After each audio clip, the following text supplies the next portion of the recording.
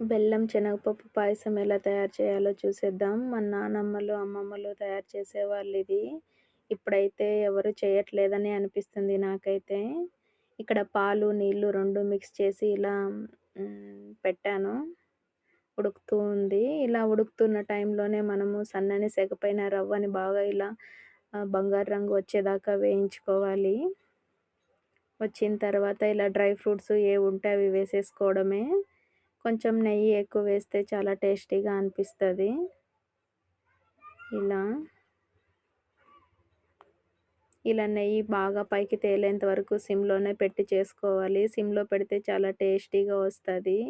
ఒక tea cup రవ్వ వేసుకున్నా కూడాను చాలా ఒక కేజీ దాకా అవుతది రవ్వ. శనగపప్పు ఇలా 3, 4 విజిల్స్ వేసేసుకోవడమే. ఇలా కొబ్బరి, ఇలాచి మిక్సీ పట్టేసుకున్నాను. నెయ్యి ఎక్కువ వేసుకుంటే చాలా బాగుంటుంది.